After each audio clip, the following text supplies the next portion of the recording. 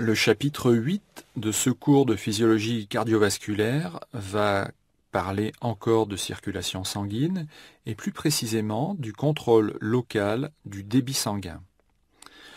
Nous aborderons le contrôle local de la circulation, l'autorégulation du débit sanguin, les facteurs métaboliques, myogéniques, le contrôle qui se fera via la dilatation secondaire des grosses artères.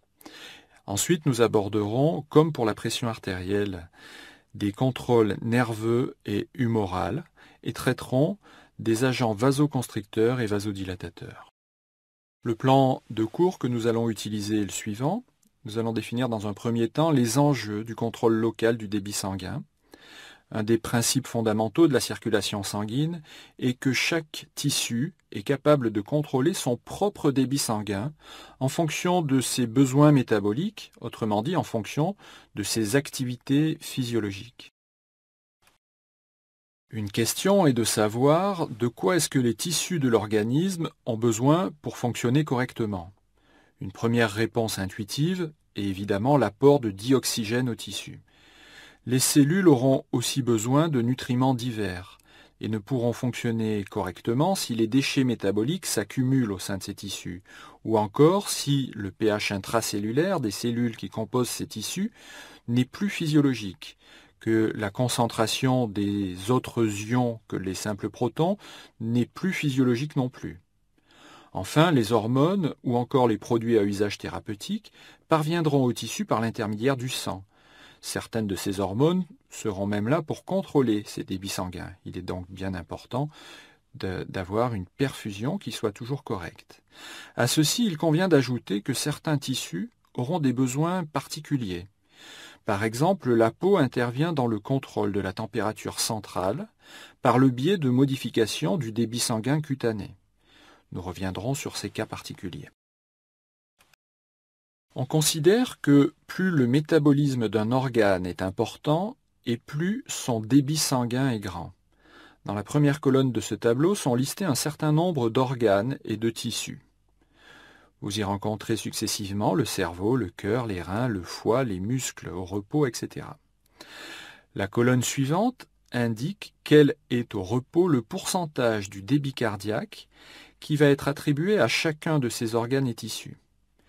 La troisième colonne donne, elle, les valeurs de débit exprimées et elle les indique en millilitres par minute. Enfin, la dernière colonne rapporte ces valeurs de débit pour 100 grammes de tissu afin de pouvoir les comparer entre eux en s'affranchissant ainsi des différences de masse de ces organes. On peut ainsi remarquer que les débits importants des glandes listées sur ce tableau, les surrénales et la thyroïde, sont parmi les débits sanguins locaux les plus importants de tous les tissus représentés ici. Les reins présentent eux aussi un débit important, qui est lié principalement à la fonction de filtration qu'assurent ces organes. À l'opposé, on peut noter que les muscles, au repos, les os et la peau, par temps frais, présentent des débits assez faibles. Cela n'est vrai pour les muscles que lorsqu'ils sont au repos, c'est la raison pour laquelle on l'indique effectivement, et cela n'est vrai pour la peau que lorsque l'individu est à une température pas trop élevée. Enfin, le cœur, le cerveau et le foie présentent des débits intermédiaires. Le débit sanguin du cœur n'est pas bien évidemment ici le débit cardiaque, mais il s'agit du débit qui alimente le muscle cardiaque, autrement dit, du débit coronaire. Évidemment, au cours d'un exercice physique intense, ce qui est représenté dans la partie droite de cette diapositive, il n'y aura pas que le débit sanguin du muscle squelettique qui va augmenter, mais l'on voit que le débit sanguin coronaire va lui aussi augmenter pour faire face aux besoins accrus par une augmentation de la fréquence cardiaque et une augmentation de la contractilité. On voit aussi qu'au niveau de la peau, il va y avoir une augmentation du débit de façon à éliminer les calories qui sont générées par la contraction musculaire. Il va y avoir également, dans certains organes, une diminution de débit au cours de l'exercice. Ce sera le cas ici, vous voyez, pour les organes digestifs. Donc lorsque vous faites de l'exercice, les débits vont augmenter, spécifiquement dans le muscle squelettique qui va être sollicité par votre exercice, au niveau cardiaque, au niveau cutané, et ce, au détriment d'autres types d'organes. Le contrôle du débit va se faire soit au niveau local, soit sera sous la dépendance du système nerveux autonome, et il pourra affecter à ce moment-là de gros segments vasculaires de façon concomitante. Le troisième type de contrôle sera humoral et fera intervenir donc des hormones ou des substances qui pourront être libérées dans le compartiment sanguin ou qui seront libérées assez localement. La pression artérielle moyenne ou pression motrice est la pression qui détermine le débit du sang à travers les différents tissus, puisque la pression en amont de tout tissu et la pression artérielle motrice voisine de 100 mm de mercure, et que la pression en aval est celle de l'oreillette droite, voisine quant à elle de 0 mm de mercure. Pour une valeur de PAM donnée, le débit local sera influencé par des changements de rayons vasculaires en réponse aux besoins du tissu. Ainsi, si la PAM monte ou descend, elle se stabilise à une valeur plus haute ou plus basse. Le débit, dans un premier temps, suit la variation de pression, puis dans un deuxième temps, le débit est corrigé localement en fonction des besoins. C'est ce que l'on appellera le phénomène d'autorégulation que nous allons décrire maintenant. Sur ce schéma, nous voyons que l'augmentation du débit sanguin d'un tissu en fonction de l'activité métabolique du tissu s'appelle, on l'a déjà rencontré, ça s'appelle l'hyperémie. Cette courbe illustre la variation de débit sanguin en fonction du niveau d'activité métabolique du tissu. Nous avons donc en abscisse l'intensité du métabolisme, en ordonnée la valeur de débit sanguin correspondant. Le niveau normal ici est noté 1. C'est au-delà qu'est la zone où va se produire l'hyperémie. Nous voyons qu'une augmentation de 5 fois du métabolisme d'un tissu par rapport à sa valeur au repos se traduira par une élévation de l'ordre de 2,5 fois du débit sanguin local. Cette élévation de débit est due à une dilatation des artérioles et des métartérioles et à une ouverture des sphincters précapillaires. La dilatation des artérioles et des métartérioles se traduit par l'élévation du débit sanguin. L'ouverture des sphincters se traduit, elle, par une augmentation de la surface fonctionnelle des capillaires et donc par une augmentation des échanges entre les tissus et le sang. Deux mécanismes sont proposés pour expliquer cette action sur le muscle lisse vasculaire. En effet, vous vous souvenez que les sphincters eux-mêmes sont constitués de muscles lisses vasculaires. Le premier de ces mécanismes est la production de métabolites vasodilatateurs qui vont s'accumuler au voisinage des muscles lisses. Nous allons voir tout à l'heure quels sont ces métabolites vasodilatateurs. L'effet de ces métabolites sera renforcé par l'action vasodilatatrice de la baisse de la concentration d'oxygène, de l'augmentation de la concentration de CO2 et donc de la baisse du pH dans le sang capillaire et dans le liquide interstitiel. Le deuxième des mécanismes va correspondre à la mise en jeu de facteurs que l'on appelle des facteurs myogéniques. Commençons donc par la régulation métabolique. Quels sont les métabolites vasodilatateurs que nous avons évoqués à la diapositive précédente? Parmi eux, il convient de citer tout d'abord l'adénosine. L'adénosine provient de la dégradation de l'ATP et elle sera donc produite de façon proportionnelle à l'intensité du métabolisme tissulaire. Ceci est également vrai pour un déchet métabolique qui est l'acide lactique, qu'on appelle également le lactate. Ce lactate aura lui aussi un effet vasodilatateur au niveau artériolaire. Enfin, des substances libérées notamment lors de l'inflammation, comme les prostaglandines, l'histamine ou enfin les kinines, pourront également, dans les conditions inflammatoires, jouer un rôle dans la régulation métabolique du débit sanguin local. Nous reviendrons sur ces notions qui ne sont pas encore fermement établies pour la totalité de ces acteurs. Voyons maintenant ce que nous avons qualifié de régulation myogénique. Le muscle lisse vasculaire réagit à un étirement passif par une augmentation de son tonus et donc par une vasoconstriction. J'imagine que cette phrase évoque quelque chose pour vous, puisque dans les chapitres de physiologie cardiaque, nous avions évoqué l'effet de l'étirement de la paroi ventriculaire sur la contraction qui va suivre l'étirement. C'était bien évidemment la loi de Frank Starling. Eh bien, on voit ici que cette notion n'est pas vraie que pour le muscle cardiaque. Je vous avais dit qu'elle était vraie également pour le muscle squelettique, et on voit que dans une certaine mesure, elle est vraie aussi pour le muscle lisse. Un étirement s'accompagnera d'une augmentation du tonus vasculaire. En effet, ce muscle possède un tonus de base, et ce tonus de base provient du fait que certaines cellules ont un potentiel membranaire qui oscille et ces cellules peuvent se dépolariser. On parlera de pacemakers locaux qui vont induire ainsi des contractions spontanées au niveau vasculaire. L'hypothèse myogénique veut que la fréquence de décharge de ces cellules pacemakers varie avec la pression sanguine, avec la pression de la circulation, et donc avec l'étirement de la paroi vasculaire. Ce mécanisme permet donc également de maintenir le débit d'un organe à un degré relativement constant, et ce malgré les variations physiologiques de la pression artérielle. Les facteurs métaboliques et myogéniques vont déterminer la réponse autorégulatrice d'un tissu.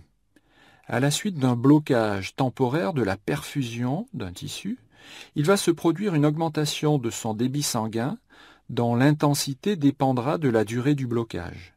C'est ce que l'on appelle ici l'hyperémie passive que nous avions déjà évoquée. Cette figure illustre ce phénomène enregistré à la suite de la mise en place d'un garrot sur le membre inférieur d'un individu, de façon à provoquer des occlusions fémorales successives de durée de plus en plus longue. Nous avons en effet resserré 3 fois consécutivement le garrot. La pression fémorale au-delà du garrot, ainsi que les débits sanguins relatifs dans le membre inférieur sont mesurés en parallèle. Vous voyez que plus l'occlusion est longue, plus de déchets métaboliques vont s'accumuler et plus l'hyperémie réactive sera importante. L'hyperémie étant figurée sur ce schéma par la zone noire des débits sanguins relatifs. L'augmentation du débit de la microcirculation dans les artérioles et métartérioles, produite par les contrôles métaboliques et myogéniques, entraîne une augmentation des forces de cisaillement au niveau de l'endothélium artériel. Les forces de cisaillement correspondent au frottement imprimé par le passage du sang, et notamment par les éléments figurés sanguins, contre les cellules endothéliales. En réponse, les cellules endothéliales vont produire un facteur relaxant qui a été baptisé initialement EDRF pour facteur relaxant dérivé de l'endothélium.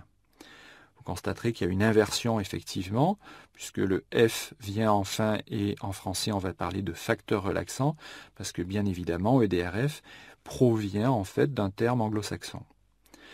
Ce facteur EDRF a été identifié aujourd'hui et on sait que c'est un gaz, le monoxyde d'azote, que l'on va noter NO. Le monoxyde d'azote ainsi libéré va relaxer les artères et cette relaxation artérielle vient s'ajouter à la relaxation des micro-vaisseaux déjà évoqués précédemment. Ce phénomène est baptisé dilatation secondaire des grosses artères. Le muscle lisse des artérioles est innervé par le système nerveux sympathique. Cette innervation est le support du contrôle nerveux du débit sanguin. En effet, une modification du tonus sympathique, du tonus du système nerveux sympathique, pourra donc influencer le débit de certains organes par l'effet vasoconstricteur de la noradrénaline via des récepteurs adrénergiques, plus spécifiquement récepteurs que l'on a nommés les récepteurs alpha-1 adrénergiques. À travers ces récepteurs, la noradrénaline va produire une augmentation de la contraction du muscle lisse vasculaire en favorisant l'entrée de calcium dans la cellule musculaire. Le contrôle nerveux a la particularité d'affecter simultanément de gros tronçons de la circulation. Son importance dépend de la richesse de l'innervation sympathique qui varie d'un organe à un autre. Tous les vaisseaux reçoivent des fibres sympathiques vasoconstrictrices, sauf ceux qui constituent les circulations cérébrales et coronaires. Ceci aura pour effet de protéger ces organes en cas de décharge massive du système nerveux sympathique, en cas de surstimulation du système nerveux sympathique. À l'opposé, les vaisseaux du territoire cutané sont les plus innervés, d'où une importante vasoconstriction cutanée lors d'une stimulation sympathique intense. C'est notamment ce qui explique la pâleur que l'on peut enregistrer chez quelqu'un qui aura vécu une grande frayeur. Plusieurs substances chimiques et plusieurs hormones peuvent agir localement ou à distance et posséder donc des effets vasomoteurs, effets qui seront soit vasoconstricteurs, soit vasodilatateurs. Ils seront à la base des mécanismes du contrôle humoral du débit sanguin. Parmi les agents vasoconstricteurs, il faut citer à nouveau la noradrénaline et l'adrénaline produites par les médullosurrénales. Nous avions évoqué leur rôle dans le contrôle de la pression artérielle et nous les retrouvons dans le contrôle du débit sanguin local. De la même façon, l'angiotensine 2, dont l'effet vasoconstricteur au niveau artériolaire est très puissant, est retrouvé ici. Et enfin, la vasopressine, que l'on appelle également hormone antidiurétique. Cette hormone antidiurétique est produite par l'hypothalamus et elle sera libérée par l'hypophyse. Ce serait l'agent vasoconstricteur le plus puissant de l'organisme, ou pour le moins un des plus puissants, parce qu'à chaque nouvelle découverte d'un agent vasoconstricteur, les auteurs prétendent qu'il s'agit du plus puissant. Cette hormone, cette vasopressine, est assez peu sécrétée en conditions normales, et en réalité son rôle dans le contrôle physiologique du débit sanguin est encore relativement mal connu. Pourtant, dans certaines conditions, et notamment en cas d'hémorragie, situation que nous avons évoquée à la fin du chapitre précédent, la vasopressine pourrait être libérée en quantité importante. Il est évident que le terme d'hormone antidiurétique vient du fait que, en plus de son effet vasculaire, cette hormone agira sur les tubules rénaux pour empêcher la formation d'urine. C'est la raison pour laquelle elle vous a été enseignée dans le cours de physiologie rénale. Enfin, nous pouvons citer aussi la sérotonine, qui est contenue par les plaquettes sanguines. Cette sérotonine pourra, lors d'une blessure, d'une coupure, favoriser l'arrêt de l'écoulement par ses propriétés vasoconstrictrices. Là aussi, c'est un mécanisme qui ne prendra effet que dans des conditions extraphysiologiques, donc dans un contexte de traumatologie. À l'opposé, des agents vasodilatateurs pourront également intervenir dans le contrôle du débit sanguin local. Ce sont les substances évoquées à la diapositive numéro 11, libérées au cours de l'inflammation. Elles pourront agir localement, comme nous l'avons évoqué alors, ou bien, selon la quantité produite, elles pourront agir de façon beaucoup plus massive.